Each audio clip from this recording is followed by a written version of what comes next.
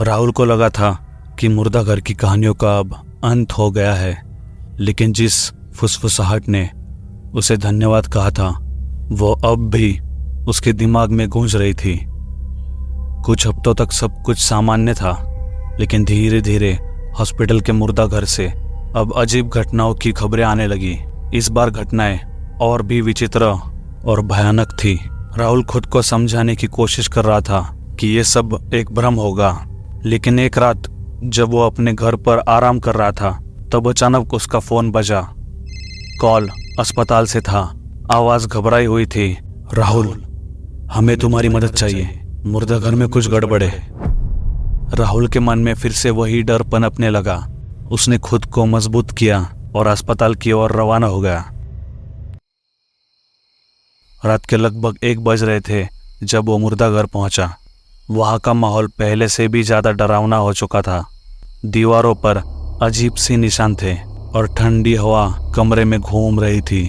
Hospital के कुछ कर्मचारी बाहर खड़े कांप रहे थे। किसी ने अंदर जाने की हिम्मत नहीं की। राहुल ने अंदर कदम रखा। उसे कुछ अजीब महसूस हुआ, जैसे कोई उसे देख रहा हो।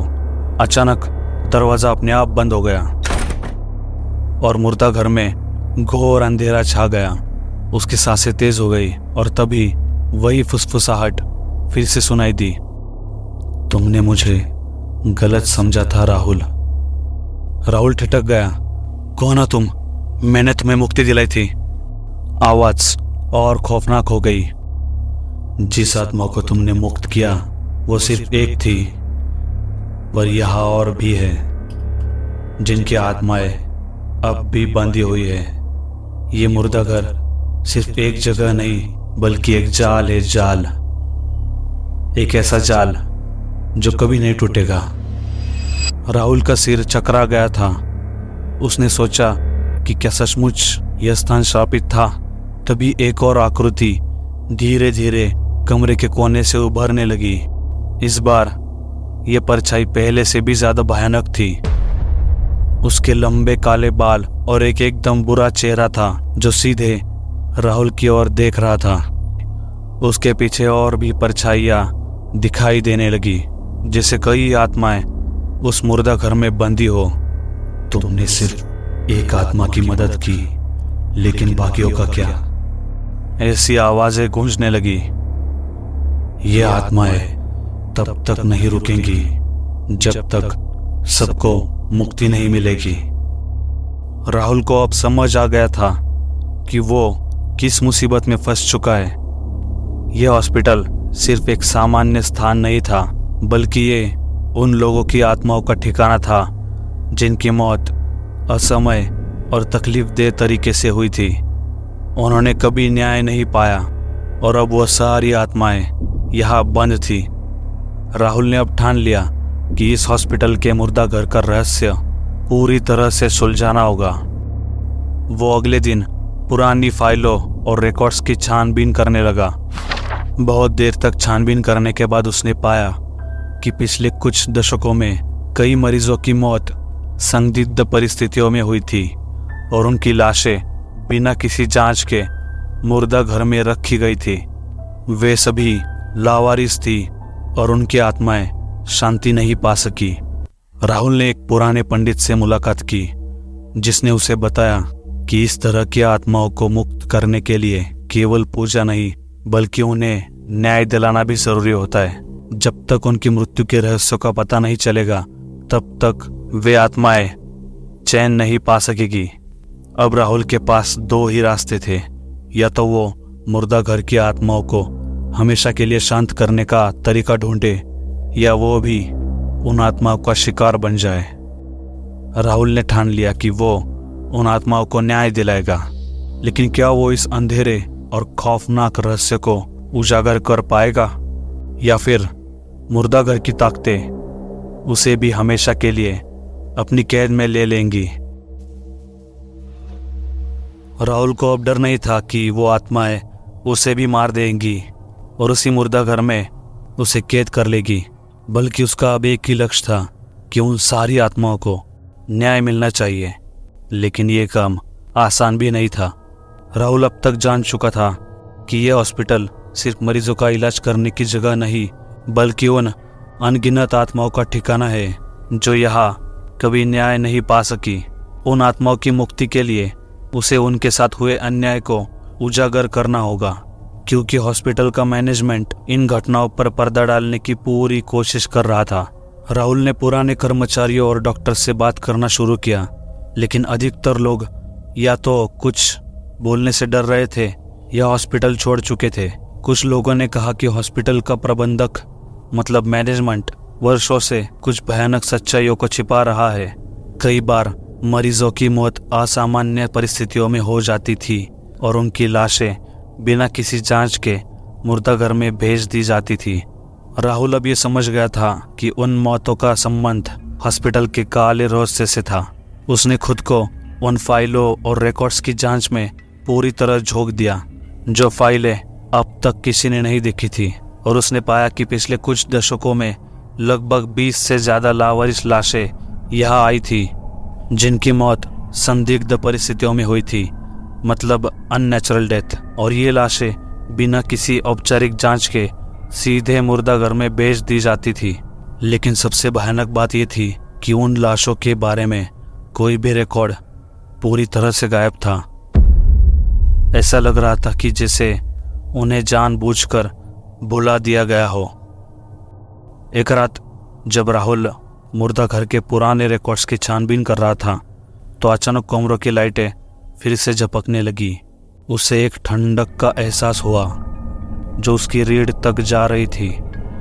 राहुल समझ गया कि कुछ गड़बड़ होने वाली है। तभी एक भारी आवाज ने पूरे कमरे में गूंजना शुरू किया। तुम बहुत करीब आ गए हो राहुल, पर यह जगह तुम्हारे लिए नहीं है। राहुल ने पलटकर देखा तो वो परछाई जिसे उसने पहले देखा था इस बार और भी डरावनी और खतरनाक लग रही थी। उसकी आंखें जलती हुई लाल थी और उसका विकृत चेहरा एक घिनौनी मुस्कान लिए हुआ था। उसके पीछे और भी आत्माएं धीरे धीरे उभरने लगी। उनकी चीखें और क्रोध राहुल के कानों में गूंजने लगे। तुम उन लाशों का सच कभी नहीं जान पाओगे। आत्मा की आवाज गहरे गुस्से और पीड़ा से भारी थी। यह हॉस्पिटल एक श्रापित जगह है। यहाँ जो भी आया उसने कभी बाहर की दुनिया नहीं देखी। राहुल ने खुद को संभालते हुए कहा, मैं जानना चाहता हूँ कि तुम्हारे साथ क्या हुआ था। मुझे बताओ ताकि मैं तुम्हें न्याय दिला सकूं। आत्मा हंसी, लेकिन उसकी हंसी भयानक थी। तुम क्या करोगे? इस हॉस्पिटल में कोई भी सुरक्षित नहीं है। यहाँ के डॉक्टर, नर्स सब इस श्राप का हिस्सा बन चुके हैं। राहुल ने महसूस किया कि यह आत्माएं सिर्फ पीड़ित नहीं थी, बल्कि उन्हें जानबूझकर एक घिनौने खेल का शिकार बनाया गया था। वो जानता था कि इस हॉस्पिटल के अंदर किसी गहरे षड्यंत्र का पर्दाफाश करना होगा। अगले दिन राहुल ने एक पुराने पत्रकार से मुलाकात की, जिसने हॉस्पिटल की कई अनसुलझी मौतों पर शोध किया था।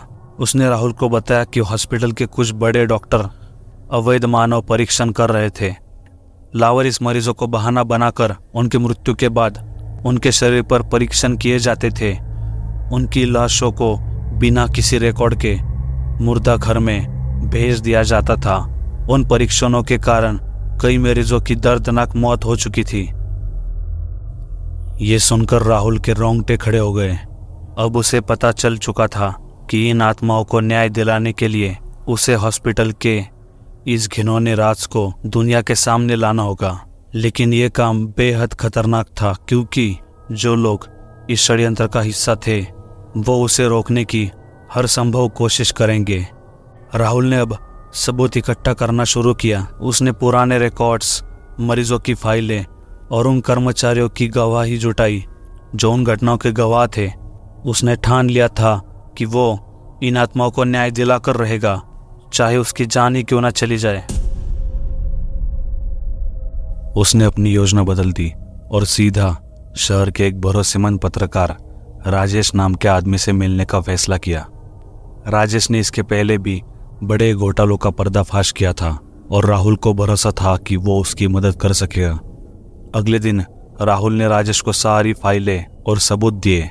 राजेश ने सबूतों को ध्यान से देखा और कहा, यह बहुत बड़ा मामला है राहुल, लेकिन उसे उजागर करने से पहले हमें पुख्ता योजना बनानी होगी। ये लोग बेहद खतरनाक है। राहुल ने राजेश को मीडिया के कुछ और बड़े लोगों से मिलवाने का वादा किया ताकि मामले को जल्द से जल्द सार्वजनिक किया जा सके। लेकिन इससे पहले कि वो कुछ कर पाते, हॉस्पिटल के कुछ गुंडों ने राजेश के ऑफिस पर हमला कर दिया और सबूत चुराने की कोशिश की। सौभाग्य से राहुल और राजेश वहां मौजूद नहीं थे। राहुल को अब एहसास हुआ कि मामला उसकी सोच से कहीं ज्यादा गंभीर हो चुका है। हॉस्पिटल के मैनेजमेंट की पहुंच बहुत दूर तक थी, लेकिन राहुल डरा नहीं। उसे पता था कि अगर उसने कदम पीछे खींचे तो वो भी उन लावारिस आत्माओं की तरह गायब हो जाएगा। फिर लगभग एक हफ्ते बाद राजेश और राहुल ने बड़े मीडिया चैनलों के साथ मिलकर सारे सबूत पब्लिक कर दिए। उन आत्माओं के पीछे की सच्चाई को उजागर कर दिया। हॉस्पिटल में होने वाले अवैध मानव परीक्षण, मरीजों की दर्दनाक मौतें और लाशों को बिना जांच के गायब कर देने का भयानक सच पूरे देश के सामने आया। मामला इतना बड़ा था कि सरकार को इसमें हस्तक्षेप करना पड़ा। पुलिस ने हॉस्पिटल पर छापा मारा और कई डॉक्टर्स और अधिकारियों को गिरफ्तार किया गया। मुर्दा घर की उन आत्माओं के साथ हुए अत्याचारों का सच सामने आने पर पूरे देश में सनसनी फैल गई। अब अंतिम रात आ चुकी थी जब राहुल हॉस्पिटल के मुर्दा घर में आखिरी बार गया। उसे वहां पर एक अजीब सा सन्नाटा महसूस हुआ। वो जानता था कि अब वो आत्माओं से मिलने जा रहा है जिन्होंने उसे न्याय दिलाने के लिए मदद की थी। जैसे ही राहुल मुर्दा घर के अंदर पहुंचा, उसे वही ठंडी हवा का झोंका महसूस हुआ, लेकिन इस बार उसमें डर नहीं बल्कि शांति थी। सामने की दीवार पर एक बार फिर से वो धुंधली परछाई उभरने लगी, लेकिन इस बार उनके चेहरे शांत और प्रसन्न थे। आत्माओं की आंखों में अब गुस्सा नहीं बल्कि धन्यवाद था। अब आत्मा की धीमी फुसफुसाहट राहुल के कानों पर गूंज उठी, तुमने हमें न्याय दिलाया, अब हम मुक्त हैं। राहुल की आंखों में आंसू आ गए। उसने उन आत्माओं के लिए जो भी किया था वो उसकी जिंदगी का सबसे बड़ा काम था। धीरे धीरे सारी आत्माएं गायब हो गई और मुर्दा घर में अब एक सुकून भरी शांति छा गई। वो समझ गया था कि उन आत्माओं को अब हमेशा के लिए मुक्ति मिल गई है। कुछ दिनों बाद हॉस्पिटल को बंद कर दिया गया और उसे पूरी तरह से सील कर दिया गया। राहुल ने खुद को एक नई जिंदगी की शुरुआत करने के लिए तैयार किया, लेकिन उसने कभी उस हॉस्पिटल को भूलने की कोशिश नहीं की। वो जानता था कि उसने ना सिर्फ उन आत्माओं को मुक्ति दिलाई बल्कि एक ऐसे अन्याय को उजागर किया जो सालों से छिपा हुआ था। राहुल की बहादुरी और दृढ़ संकल्प ने उस श्रापित हॉस्पिटल की कहानी का अंत कर दिया और अब मुर्दा घर के भूतों की कहानियां केवल अतीत का एक खौफनाक अध्याय बनकर रह गई। लेकिन कभी कभी जब रात के सन्नाटे में राहुल अकेला होता है तो उसे लगता है कि कोई अब भी उसकी ओर देख रहा है, जैसे कोई पुरानी आत्मा उसे धन्यवाद कहने के लिए फिर से लौट आई हो। अगर आपको ये कहानी अच्छी लगी हो तो वीडियो को लाइक कीजिए, और आपको इस पर कुछ कहना हो तो आप कमेंट भी कर सकते हैं। पर मैं आपसे नाराज़ हूँ, आप चैनल को सब्सक्राइब नहीं करते यार, वो भी कर लीजिए, मजाक कर रहा हूँ। तो मिलता हूँ आपसे एक नई कहानी लेकर, तब तक के लिए शुक्रिया।